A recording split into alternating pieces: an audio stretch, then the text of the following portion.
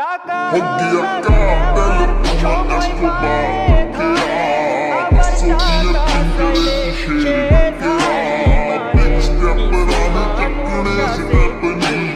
সে পারে কিন্তু দেওয়ার সময় তাদের ফাটে